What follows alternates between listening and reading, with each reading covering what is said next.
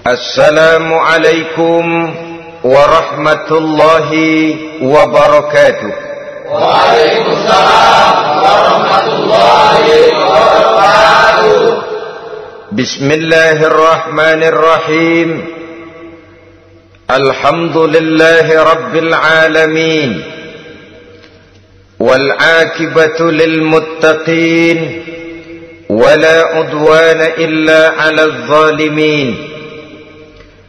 والصلاة والسلام على أشرف الأنبياء والمرسلين سيدنا ومولانا محمد وعلى آله وأصحابه المجاهدين الطاهرين أما بعد. Saudara-saudara kaum muslimin rahimakumullah, hitung Muharram sampai Zulhijjah, jangankan anaknya, ya udah terusin aja lah kalau udah ngerti. Dari jumlah bulan yang 12 itu Allah jelaskan minha arba'atun hurum. Ada 4 bulan yang disebut bulan yang dihormati, bulan yang disucikan, bulan yang diharamkan. 4, 3 bergandengan, 1 agak terpisah. Yang bergandengan itu Rajab, Sya'ban, Ramadan. Yang agak terpisah itu Muharram. Ini 4 bulan yang dihormati, disebut Ashhurul Hurum. Saudara-saudara, Muharram ini salah satu dari 4 bulan yang istimewa. Kenapa? Banyak peristiwa besar yang terjadi di bulan Muharram. Hampir semua nabi dan rasul berkaitan dengan Muharram ini. Hampir semua nabi dan rasul. Kita akan kutip beberapa saja dalam konteks kekinian. Pertama, Allah menerima taubatnya Nabi Adam pada hari ke-10 bulan Muharram. Adam itu bapak moyang kita. Dosanya 1, makan buah khuldi, dikeluarkan dari surga. Kita dosanya banyak, kepengen masuk, enggak nyambung. Hai Adam, dari tidak ada kamu saya adakan. Saya perintahkan tinggal di surga. Merasa sepi sendirian, saya ciptakan Siti Hawa supaya kamu tenang. Kamu boleh nikmati semuanya. Ini boleh, itu boleh, ini boleh, itu boleh. Makan, makanlah yang kau mau. Minum, minumlah yang kau suka. Pakai, pakailah yang kau senang. Satu yang saya minta, jangan dekati pohon khuldi. Itu kau tidak sanggup, keluar. Diusir dari surga. Sujud Nabi Adam, kata riwayat 40 tahun sujud, membaca Rabbana zalamna anfusana wa illam taghfir lana wa tarhamna lanakunanna minal. Itu namanya istighfarnya Nabi Adam. Istighfar itu kan mengucapkan astagfirullah, basmalah, membaca bismillah. Jangan kayak teman saya disuruh banyak-banyak baca istighfar, benar-benar dia baca istighfar, istighfar, istighfar. Bukan itu maksudnya.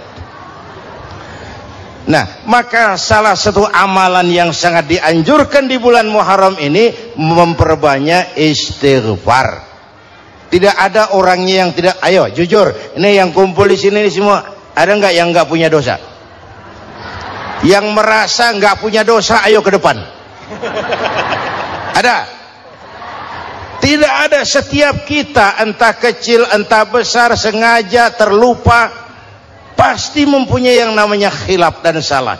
Dan Allah Tuhan kita bukan Tuhan pendendam. Allah Tuhan kita Tuhan yang ramah dan rahmah. Manusia, dosamu banyak, tapi ampunanku lebih banyak. Salahmu besar, rahmatku jauh lebih besar. Kau sujud di hadapanku, aku bangga melihatnya. Kau menangis di hadapanku, aku senyum melihatmu. Kau berjalan menujuku, aku berlari menyambutmu. Karena itu amalan yang sangat dianjurkan di bulan Muharram ini memperbanyak istighfar. Itu kalau istighfarnya Nabi Adam. Ada istighfarnya Nabi Yunus. Ibu kenal Nabi Yunus? Di mana kenalannya? Sok tahu. Nabi Yunus itu ketika berdakwah kepada kaumnya yang bandel, memberikan peringatan, kalau kalian tidak mau beriman akan turun azab. Kapan Yunus? Akan. Kenapa mesti akan? Sekarang aja kalau mau, saya tungguin. Kurang ajar betul ini umat. Akhirnya Nabi Nuh menghindar dengan perhitungan, kalau azab tidak turun saya sudah jauh. Meragukan janji Tuhan. Lalu naik kapal, dinaiki oleh Yunus, kapal mogok. Dicari siapa biang keroknya ini. Diundi, ternyata Yunus. Sampai 3 kali diundi. Dibuanglah Yunus ke dasar laut. Ditelan oleh ikan nun atas perintah Allah. Telan itu Yunus, jangan pakai dikunyah, rusak urusan. Telan saja, simpan di perutmu. Dibawa oleh ikan nun ke dasar lautan. Itu yang oleh Quran dikatakan bertemulah 3 macam kegelapan. Zulumatun salas. Gelapnya tengah malam, gelapnya di dasar laut, gelapnya di dalam perut ikan. Itu namanya peteng. Mbahnya gelap. Di perut ikan itulah Nabi Nuh sadar akan kesalahannya, meragukan janji Allah, meragukan janji Allah. Ia sujud di dalam perut ikan itu, membaca la ilaha illa anta subhanaka inni kuntu. Itu istighfarnya Nabi Yunus. Dibacakan istighfar begitu, ikan sakit perut pak. Di dasar laut kemana mau cari apotik? Dia naik ke permukaan, memuntahkan isi perutnya. Nabi Yunus keluar dengan selamat. Itu pun terjadi pada hari ke-10 bulan Muharram. Istighfar intinya itu. Itu amalan utama bulan Muharram, memperbanyak istighfar. Allah selamatkan Nabi Nuh dari bahtera banjir yang luar biasa 10 Muharram. Allah selamatkan Nabi Ibrahim dari pembakaran Raja Namrus 10 Muharram.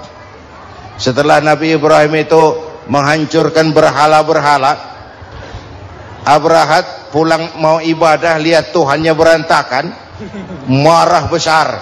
Siapa yang menghancurkan Tuhan-Tuhan kita ini? Ada yang lapor, kami lihat Ibrahim. Tangkap. Belum ada bukti, tangkap dulu yang penting, bukti belakangan.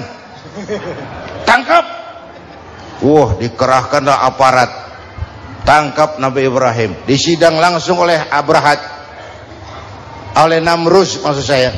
Ibrahim, kau yang menghancurkan berhala-berhala kami ini, Tuhan-Tuhan kami. Siapa bilang? Ada yang lapor.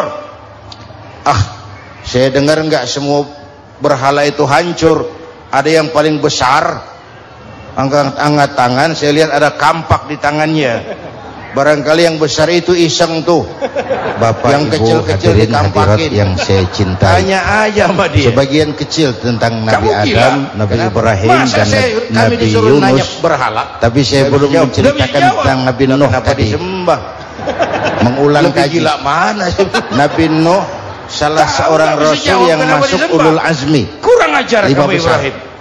Bakar. Karena memang perjuangannya menggambarkan satu usaha yang dilempar ke kobaran api yang menggunung. Allah luar biasa. Api. Ya naru, beliau diberi umur 950 tahun ala Ibrahim, lalu berdakwah selama 900 tahun. Sore, pagi, siang, malam dapat pengikut tidak lebih 80 orang. Sampean selamatkan Ibrahim. Rata-rata 10 tahun tunduk kepada perintah Allah. Ibrahim masuk ke kobaran api, selembar rambut pun tidak terbakar. Ustaz, mana masih mau buka pesantren 10 tahun kepada perintah yang nyantri cuma 1. Kenapa? Karena Ibrahim orang yang takut kepada Allah. 10 tahun dagang yang beli satu perintah Allah. Kalau kita baca pimpinan ayat itu, masuk yang masih mau kampanye 10 tahun buka partai yang nyoblos 1. bangkrut. Sudah hadirin yang saya muliakan, umatnya oleh karena itu kurang ajar. Selamatnya Ibrahim membakar Raja Namrud itu pun pada 10 Muharram, Yaum Asyur, hari ke-10 dari bulan Muharram. Kalau diceramahi, telinganya ditutup dengan tangannya. Nabi Nuh akhirnya rekes, Tuhan, siang malam saya berdakwah kepada umat ini, tiap kali saya sampaikan dakwahmu, mereka tutup telinganya dengan tangannya, alergi dengar ceramah. Apa itu ceramah? Non profit. Saudara-saudara, jadi mau kamu gimana? No, sudah Tuhan, habiskan saja orang kafir. Nanti kalau punya anak, anaknya pun kafir lagi. Lebih baik bapak moyangnya sikat habis. Biasanya kalau bapak kalong, anak kampret. Bapak nyolong, anak nyopet. Fotokopi gimana aslinya? Hampir habiskan saja. Itu mau kamu, Nuh? Iya. Oke. Nanti aku turunkan banjir, Nuh. Buat kapal. Dengan apa saya harus buat kapal, Nuh? Ya dengan kayu, kata Tuhan. Kayunya dari mana, Tuhan? Ya dari pohon, Nuh. Pohonnya belum ada, Tuhan. Ya tanam dulu, Nuh. Bikin kapal, kayunya nanam pohon. Apa artinya? Perjuangan perlu kesabaran. Sukses itu ada prosesnya. Nggak bisa simsalabim abracadabra lalu kita mau sukses. Semua ada prosesnya, walaupun kenyataannya begitu. Sukses banyak bapaknya, gagal itu yatim. Kalau kita sukses banyak yang ngakuin, yang baru ketemu pakai manggil encing. Ketemu baru, tapi sukses banyak bapaknya. Gagal yatim, nggak ada yang mau ngakuin kalau kita gagal itu. Udah bikin kapal dengan kayu di tengah kampung, bikin kapal ini. Bayangkan di tengah kampung bikin kapal, orang kafir makin menjadi-jadi. Lihat Nuh, kenapa? Makin sarap. Bikin kapal di tengah kampung, mau belayar kemana? Tuh lihat, kalau orang nggak tahu tujuan, mountain setengah jalan. Proses yang dinilai bukan finalnya. Ya kayak gitu kesimpulannya. Saya enaknya sendiri. Bikin kapal, kapal mendekati selesai, ini orang kafir rame-rame datang ke kapal Nuh. Mau apa? Buang najis. Sakit perut, berangkat ke kapal Nabi Nuh. Nongkrong, dapat 2-3 tumpuk, pulang. Penuh lantai kapal dengan najis manusia. Inilah perjuangan. Bukan jalan raya lurus bertabur bunga di kanan kirinya. Banyak ondak dan duri, fitnah, caci maki, antipat, segala macam. Nuh. Ada orang tua dasar kafir, kurang ajar, sudah stroke berangkat juga ke kapal Nuh. Mau buang najis, pincang-pincang digotong orang. Selesai buang najis, dia bangun mau pulang, pegangan tiang kapal terpeleset, jatuh di atas tumpukan najis. Terjadi keajaiban, yang struknya sembuh, lumpuhnya hilang, berangkat digotong-gotong pulang, jalan gagah sekali. Tapi orang pekampungnya heran, ente sudah sembuh? Sudah. Berobat di mana? Kok begitu paten? Di kapal Nuh. Masih banyak.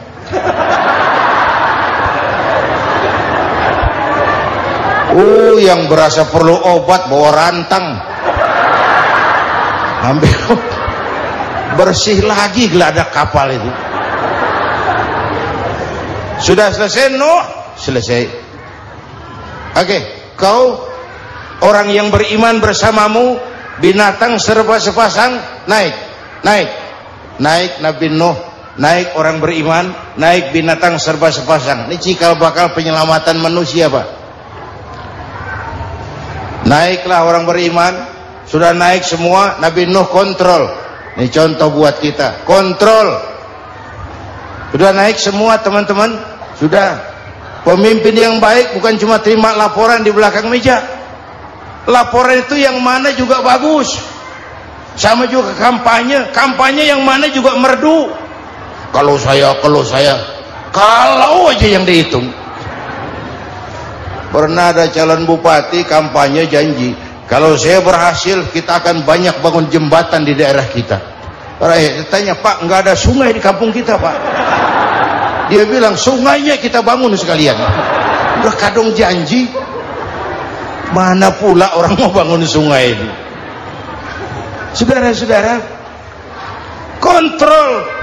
Jangan cuma tunggu laporan di belakang meja, semua laporan bagus. Ya Bu? Bu?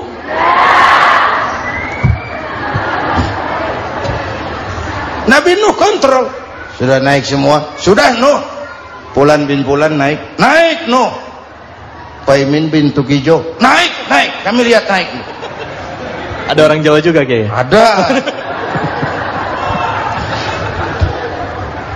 Sudah kontrol. Kanan anak saya ikut nggak naik kapal? Kami tidak lihat itu Nuh. Kanan. Ini potret. Bapaknya aktif ke masjid, ibunya rajin ke majelis taklim, anaknya keleleran kemana-mana. Bukan di sini, di Perancis. Udah di sini insya Allah sama.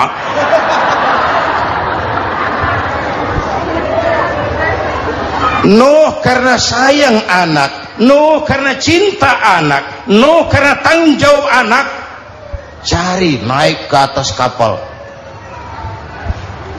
Lihat Kanaan anak saya? Nggak lihat Nuh. Turun ke ruang bawah, periksa lagi. Mang, ayah Kanaan di dia. Jamaah Tasik ini rupanya di dalam. Tuh ayah Mang. Ayah kemana ya budak ini? Turun ke bawah, tanya lagi. Ono Kanaan toh? Ora nano raketok. Rombongan Jawa Tengah naik ke atas buritan. Dari buritan kelihatan ternyata Kanaan tidak ikut naik kapal, kumpul di darat bersama orang kafir. Ini potret kita sekarang. Kumpul sama orang kafir, hanyut anak-anak kita, ditelan budayanya orang kafir, ditelan tradisinya orang kafir, ditelan pergaulannya orang kafir. Nuh karena sayang anak dari atas manggil. Dalam Quran dijelaskan itu. Karena Nabi Nuh di atas, Kanaan di bawah, teriak, ya bunayyarkam ma'ana. Begitu dalam Quran ayatnya. Cuma ini pakai gaya memanggil supaya kelihatan ke gambar, kira-kira Nuh manggilnya begitu. Ini namanya gaya dakwah, Pak. Kalau ceritanya datar nggak menarik. Maka Nuh memanggil Kanaan, ya bunayyarkam ma'ana. Kata yang dengar, ini gaya orang manggil, ya bunayyarkam ma'ana. Kanaan, kesini nak, naik kapal sama papi.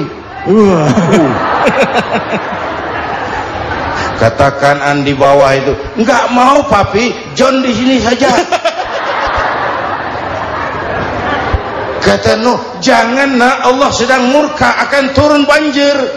Kalau datang banjir papi, sa'awi ila jabalin ya'simuni minal ma', saya akan naik ke gunung tinggi yang bisa menyelamatkan saya dari banjir. Kanaan naik ke gunung, gunung dihantam banjir, Kanaan mati. Sampai sekarang. Yang kelima, Nabi Musa, kisah Muharramnya ini. Lahir dalam kondisi yang sulit.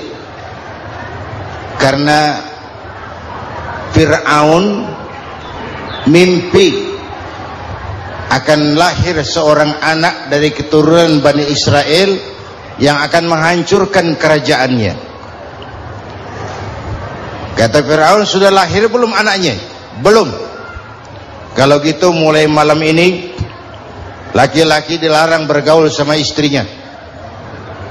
semua perempuan hamil di bawah pengawasan negara. Mulai hari ini kalau lahir anak laki-laki terutama Bani Israel, penggal. Satpol PP disiapkan. Udah ada kayaknya. Ada. Patroli. Bayangkan, nah Fir'aun itu bikin undang-undang seenaknya sendiri. Apalagi merasa kekuasaannya dalam ancaman. Penguasa manapun kalau merasa dalam ancaman, panik. Padahal kekuasaan itu kayak harimau. Makin lama ditaiki, makin sulit turun. Kenapa? Karena macannya makin lapar. Naik terus capek, turun dimakan harimau, serba sulit. Saudara-saudara, kalau kita mau belajar dari Pak Harto, saya melihat kekurangan Pak Harto cuma satu, terlambat berhenti.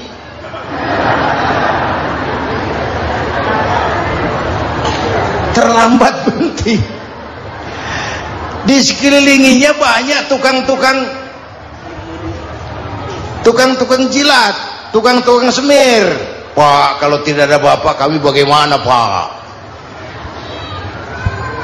Saudara hadirin yang saya hormati, maka sering saya ingatkan, temanmu yang sejati adalah teman yang membuat kamu jadi benar, bukan teman yang selalu membenarkan kamu. Berapa banyak pejabat-pejabat hancur karena selalu dibenarkan oleh lingkungannya. Bapak benar, Pak. Bapak bijaksana, Pak. Itu tepat, Pak. Benar.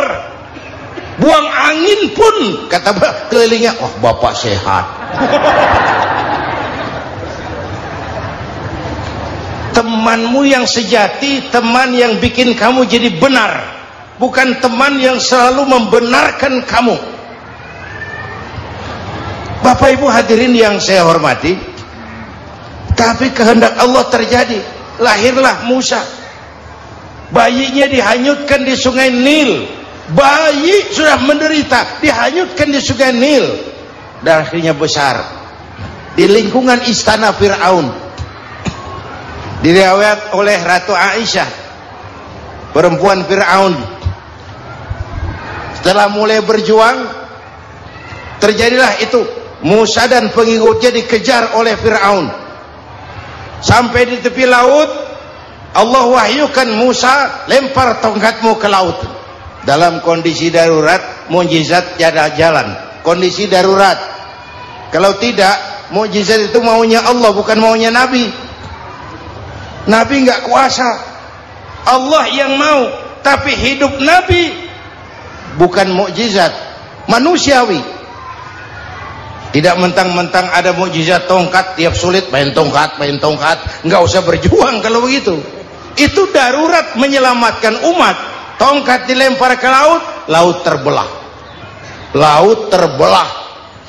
Itu secara visualnya bisa kita lihat dalam film The Ten Commandments. Udah nonton belum? Urusan nonton kalah sama Ustadz bagaimana sih?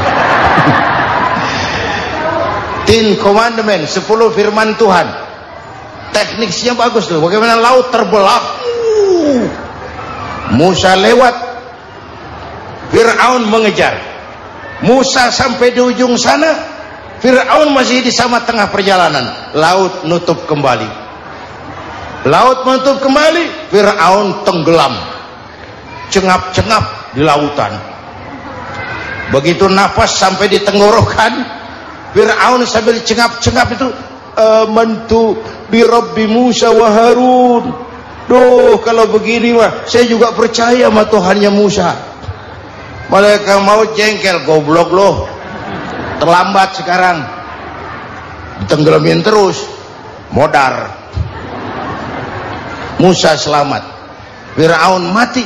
Jenazahnya, jasadnya terdampar di pinggir laut. Beberapa waktu kemudian ditemukan orang, dimumi, dibalsem, diawetkan. Itu sesuai janji Quran. Wa kadzalika nunajjika bi badanika litakuna liman khalfaka ayah. Kami selamatkan badan kamu agar jadi pelajaran bagi orang-orang sesudah kamu nanti. Janji Quran tepat. Janji itu 14 abad yang lalu. Jasad Fir'aun ditemukan, dimumi, diawetkan, dibalsem di bawah nama Farao Ramses II. Sekarang tersimpan di Museum Negara di Mesir. Kapan-kapan nanti ibu main ke Mesir, mampir. Naik ojek paling berapa itu?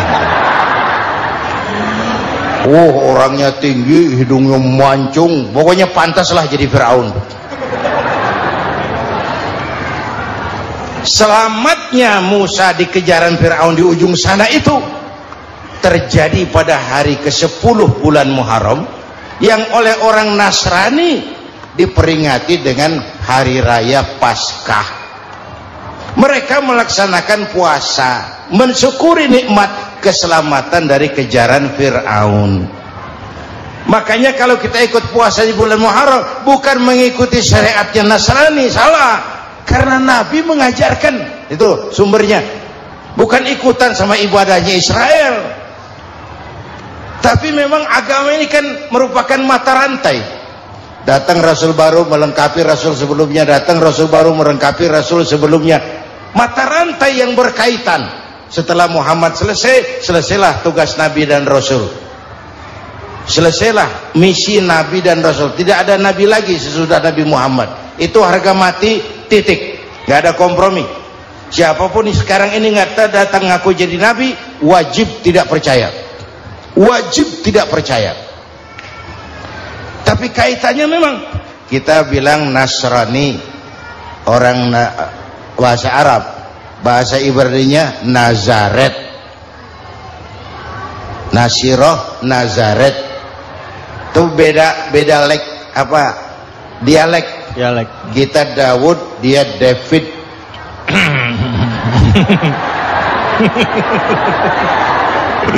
Ibrani. Kita Ali, dia Alek. Kita Sulaiman, dia Solomon. Kita Camat, dia Comot. Ini yang ngomong ini comot sembarangan. Bapak dan Ibu jamaah yang saya cintai, pertanyaan pertama, hijrah qalbiyah. Ada hijrah badaniyah, hijrah fisik yang dilakukan Nabi dan sahabat dari Mekah ke Madinah. Itu hijrah badaniyah. Ada hijrah qalbiyah, hijrah hati. Dan ini yang kita perlukan sekarang. Karena refleksinya akan membias kepada alur kehidupan. Kalau hati kita mau berhijrah, fisik akan ngikuti. Hijrah dari tempat, dari malas ibadah menjadi rajin ibadah.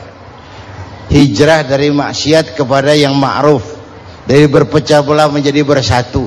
Hijrah seperti itu yang sangat kita perlukan. Apalagi masyarakat ini paternalistik. Kita harus hijrah mental sekarang ini. Maka yang disampaikan tadi benar. Seorang ketua MK siap mengundurkan diri kalau terbukti anak buahnya terlibat suap. Itu walaupun siap, tapi sudah angin segar buat rakyat, bahwa masih ada banyak insya Allah pejabat kita yang punya harga diri. Walaupun ada juga pejabat kita yang muka tembok, kulit badak, kuping kebo. Muka tembok, kulit badak, kuping kebo. Biasanya kalau kereta api tabrakan di negara-negara maju, menteri perhubungannya mundur. Di kita petugas palang pintu dipecat.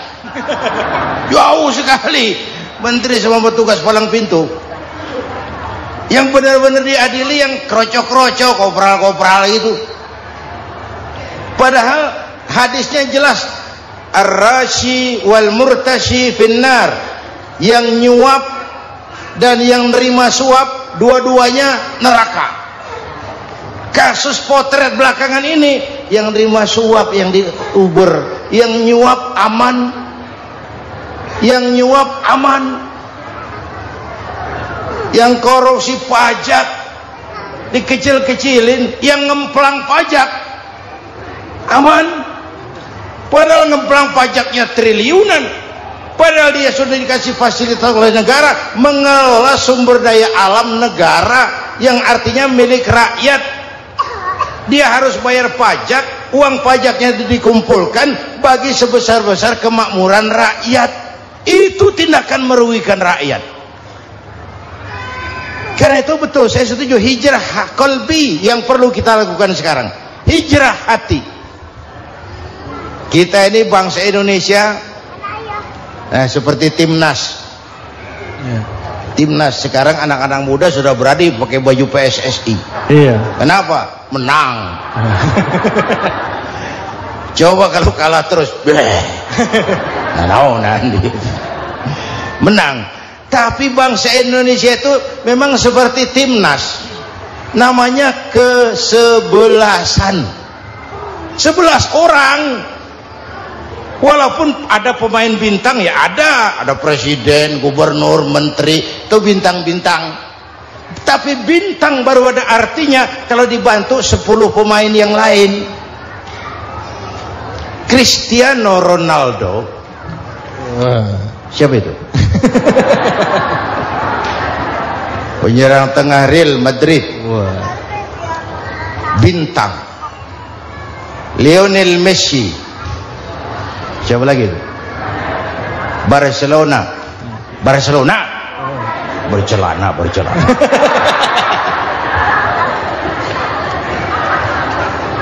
Michael Rooney, bintang Manchester United. Ronaldo baru bintang, Messi baru bintang kalau ada 10 pemain yang lain. Bagaimanapun hebatnya Cristiano Ronaldo, kalau sendirian lawan satu kesebelasan, babak belur. Itulah kita, bangsa Indonesia. Kita satu kesebelasan, harus saling memperkuat. Ada bangsa kita ini yang jadi jaksa, ada yang jadi hakim, ada yang jadi polisi. Itu posisi penyerang tengah, kiri luar, kanan dalam, back, striker, kiper, posisi. Tapi sadar kita satu kesebelasan, Bung. Jangan bikin gol ke gawang sendiri. Kalau punya bola bagus, operan dong sama temennya. Yang bisa menciptakan gol, operan. Ada yang jadi pengusaha besar, bagus boleh. Punya untung besar, operan. Kasih masjid, kasih pesantren, operan.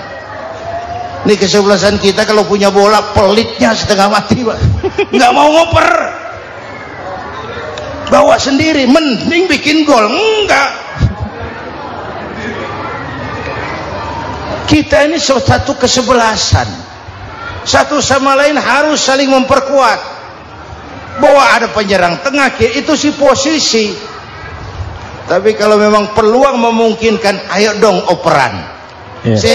Saya iri sama kesebelasan Nasrani di Indonesia. Mereka kalau punya bola, operannya cakep.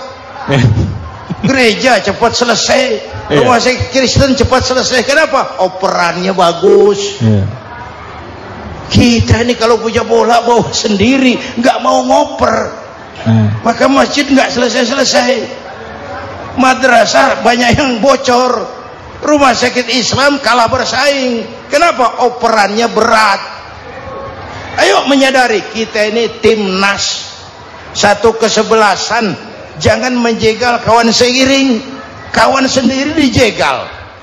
Sudah musuh terlalu kuat, gawang sendiri dijebol. Akhirnya terbalik kita ini. Ujian terberat telah diberikan Allah kepada para anbiya, kemudian para aulia, kemudian para ulama. Summal amsal fal amsal, ke bawah dan ke bawah, diuji setiap orang menurut kekuatannya berpegang kepada agama. Kalau karena anak Melayu bilang, kalau takut dengan ombak, jangan berumah di tepi pantai. Kalau takut diterjang ombak, jangan berumah di tepi pantai. Kata ibu tadi, mau jadi pohon tinggi harus berani ketiup angin. Makin tinggi pohonnya, makin keras anginnya. Takut angin, jangan jadi pohon tinggi, jadilah rumput. Nggak ditiup angin, tapi diinjak kebo. Apa yang nggak ada resikonya? Apa yang nggak ada resikonya? Semua nabi, ada yang dihantam kekuasaan yang arogansi. Ibrahim berhadapan dengan Namrud. Musa berhadapan dengan Fir'aun. Ada yang diuji dengan berhadapan umat yang sangat kurang ajar. Ada yang diuji dengan gosip yang dahsyat. Nabi Yusuf digosipi sama Zulaikha itu. Nabi Yusuf Nabi Yusuf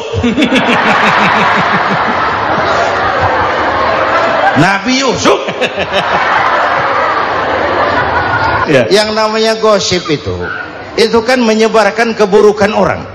Kalau benar saja hukumnya ghibah. Ya. Kalau salah hukumnya fitnah. Fitnah lebih bahaya dari pembunuhan. Benarnya ghibah, salahnya fitnah. Saudara hadirin yang saya hormati, jadi resiko itu biasa.